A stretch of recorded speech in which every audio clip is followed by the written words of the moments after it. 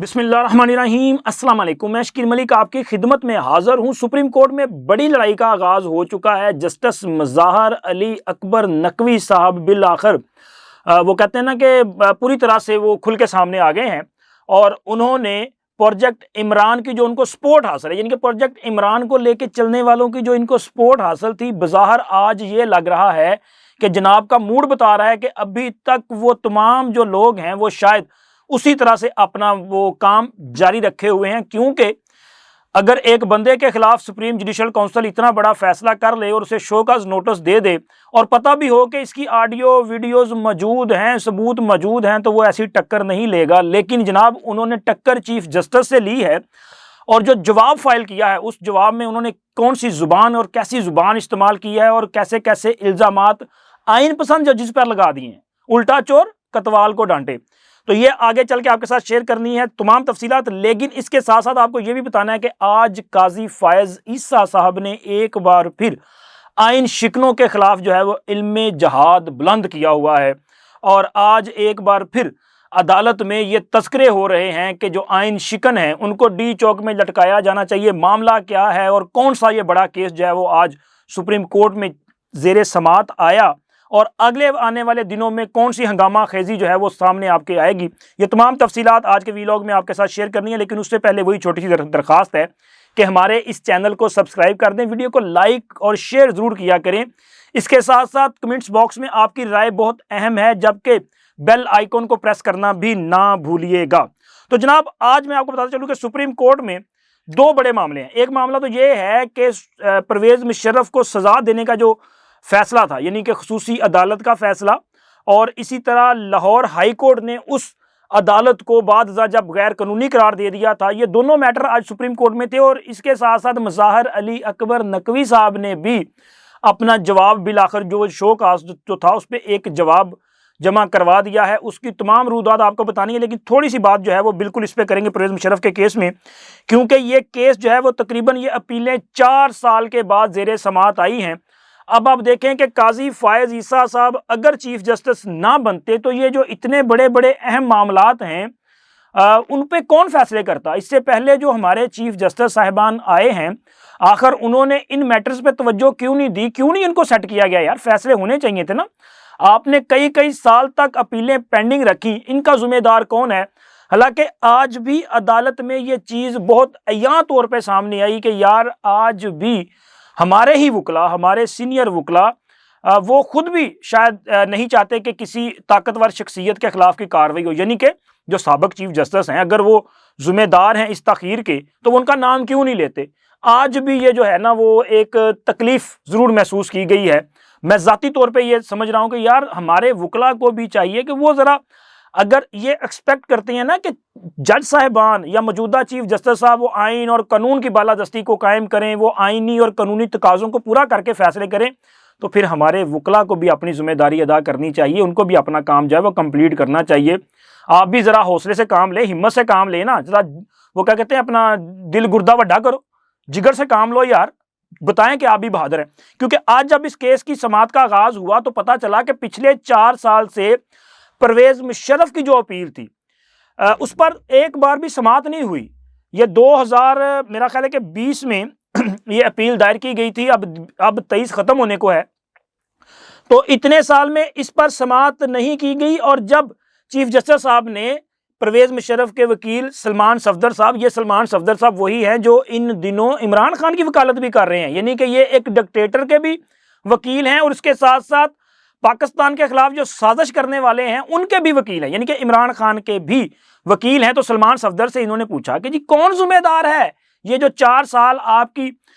ये अपील है इस पर समात नहीं हुई तो कौन जिम्मेदार है? उन्होंने कहा जी मैं नहीं जानता। उन्होंने कहा नाम आप लें कि अगर कोई जिम्मेदार है। ये वही उसी तरह ना जिस तरह उन्होंने फैजाबाद धरना केस में कहा था कि जी नाम लें कि कौन था वो असल मास्टरमाइंड। तो खैर हौसला, ये हर किसी में इतना हौसला या इतनी हिम्मत नहीं होती कि वो बहादुरी के साथ जो है वो हालात का भी मुकाबला करे और वो दिलेरी के साथ वो नाम भी बता दे कि हाँ जी ये था। तो उन्होंने खैर नाम नहीं लिया। तो अब अदालत ने तो ज़ाहिर है अपनी तरफ से कोई फैसला नहीं ना करना, उन्होंने किसी सबूत के बुनियाद पे कोई एविडेंस आएगा तो उस पर फैसला करना है। तो खैर अदालत ने आज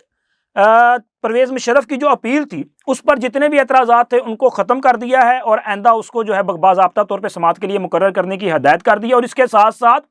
اسی سے ریلیٹڈ ایک اور بھی ہے کیس، یعنی کہ اور مختلف اپیلیں ہیں، وہ ہیں لاہور ہائی کورٹ کا جو فیصلہ تھا۔ اور مزے کی بات یہ ہے کہ اس فیصلے میں بھی مظاہر علی اکبر نقوی صاحب کا اہم ترین کردار ہے، اور عدالت میں یہ بات بھی آئی کہ جناب قانون کے مطابق اگر کسی کے خلاف آرٹیکل 6 کے تحت غداری کی کارروائی ہو جائے، اس پر فیصلہ آ جائے، تو پھر اس پر اپیل جو ہے وہ کسی ہائی کورٹ میں دائر نہیں ہو سکتی، اس پر اپیل تو سپریم کورٹ میں ہی آ سکتی ہے۔ لاہور ہائی کورٹ میں اپیل کس نے کی اور کیوں کی، اور پھر لاہور ہائی کورٹ کے بینچ نے اس پر فیصلہ کس قانون کے تحت دے دیا، اور اس بینچ کی سربراہی مظاہر علی اکبر نقوی صاحب کر رہے تھے ان دنوں میں۔ یہ لاہور ہائی کورٹ کے جج تھے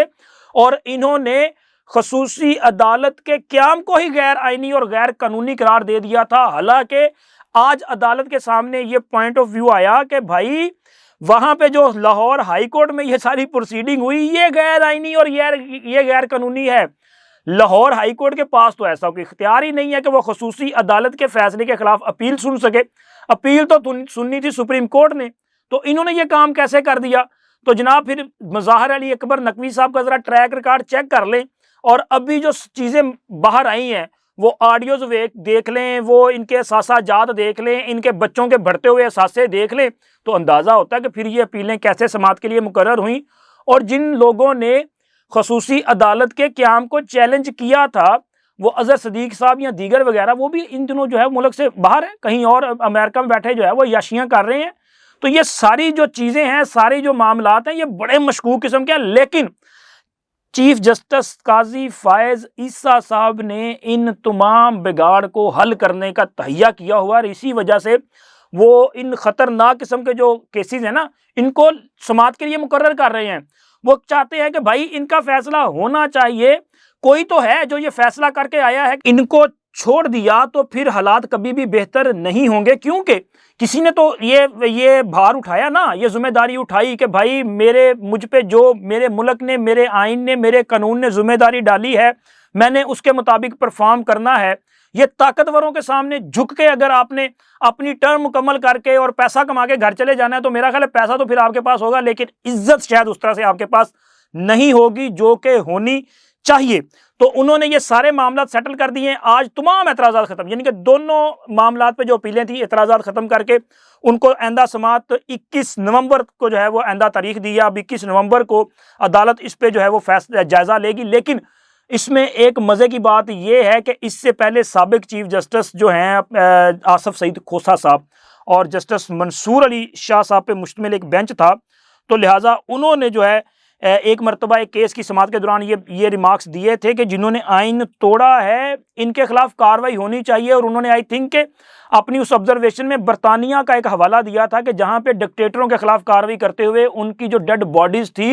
ان کو لٹکا دیا گیا تھا، اور وہ آبزرویشن اور اس کے بعد خصوصی عدالت کا فیصلہ، اور اس میں خصوصی عدالت کے سربراہ جسٹس سیٹھ وقار کا وہ اضافی نوٹ جس میں انہوں نے کہا کہ اگر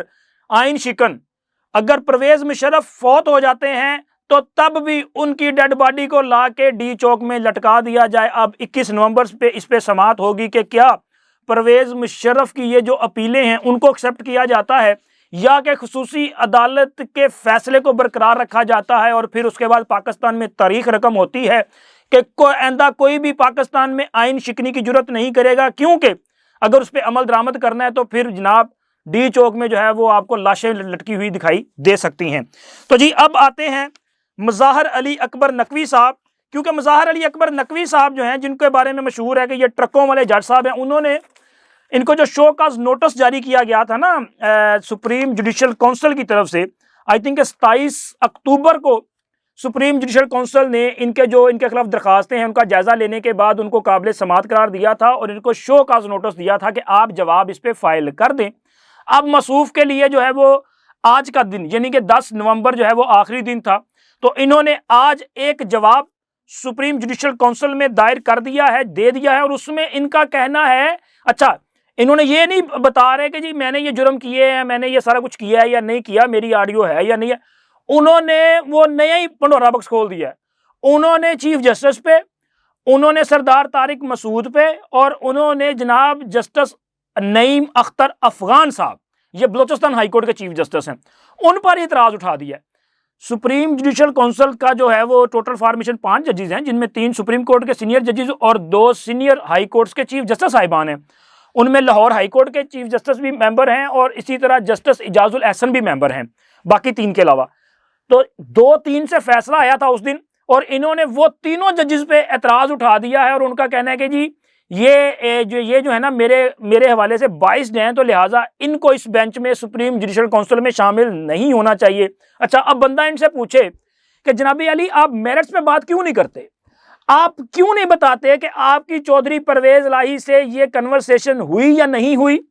آپ کیوں نہیں بتاتے کہ یہ جو پیسوں کے لین دین کا معاملہ ہے اس میں کوئی کتنی سچائی ہے یا یہ ساری دروغ گوئی ہے، جھوٹ ہے، الزام ہے؟ آپ اس پہ آئیں۔ آپ یہ کیوں نہیں بتاتے کہ لاہور ہائی کورٹ میں جب آپ بینچوں میں بیٹھتے تھے اور اس حوالے سے آپ پہ جو الزامات ہیں ان میں کتنی حد تک صداقت ہے؟ آپ کیوں نہیں بتاتے کہ جب آئین اور قانون کے مطابق آپ ایک کیس کو سن ہی نہیں سکتے، آپ نے کیسے اس کو سنا بھی اور چند گھنٹوں میں اس پر فیصلہ بھی صادر فرما دیا؟ کون تھا جو آپ سے یہ فیصلے کروا رہا تھا؟ اس پہ بات کریں، ذرا کھل کے آئیں نا سامنے۔ لیکن مسئلہ کیا ہے؟ مسئلہ یہ ہے کہ یہ تو آئین اور قانون کو ماننا نہیں چاہ رہے، اسی لیے تو آئین پسند ججز پہ اعتراض ہے۔ اب یہ چاہتے یہ ہیں کہ اگر یہ 3 ججز اس میں شامل نہ ہوں تو شاید ان کے لیے کوئی سہولت پیدا ہو جائے، کیونکہ پھر اعجاز الاحسن صاحب رہ جائیں گے نا۔ اعجاز الاحسن صاحب تو بندیالی جو ایک گروپ تھا اس کے اہم رکن ہیں، وہ رہ جائیں گے۔ اب اگر آپ سوچیں چند منٹ کے لیے کہ واقعی جی ان کے اعتراض کو درست مان کے قاضی صاحب اور طارق مسعود صاحب الگ ہو جاتے ہیں، تو پھر اس کا مطلب یہ ہے کہ ان کے بعد پھر سینئر جو ججز ہیں وہ اس میں شامل ہوں گے، یعنی کہ جسٹس منصور علی شاہ اس کا حصہ بن سکتے ہیں اور جسٹس منیب اختر اس کا حصہ بن سکتے ہیں، ٹھیک ہے۔ اور اسی طرح جو ان کے علاوہ نعیم اختر افغان صاحب کے علاوہ جو سینئر چیف جسٹس ہیں اس وقت وہ پشاور ہائی کورٹ کے ہیں، جسٹس محمد ابراہیم خان،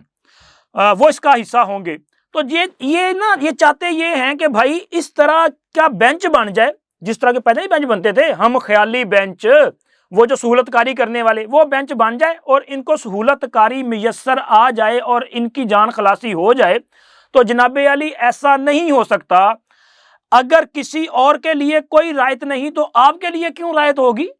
آپ کو کیوں جناب آپ کی سہولت کاری کے لیے بینچ فراہم کر دیا جائے؟ آپ اعتراض کرتے جائیں اور ججز جو ہیں وہ بینچوں سے الگ ہوتے جائیں صرف آپ کے اعتراض کی وجہ سے؟ یہ نہیں ہے۔ آپ یہ بتائیں کہ آپ کی آڈیو ہے یا نہیں ہے۔ آپ کہیں نہیں ہے تو پھر فرانسی کروا لیا جائے۔ آپ بتائیں کہ آپ کے احساسوں میں یہ جو اضافہ ہوا ہے وہ کیسے ہوا ہے، آپ اس کو جسٹیفائی کر دیں، آپ کلیئر ہو جائیں گے۔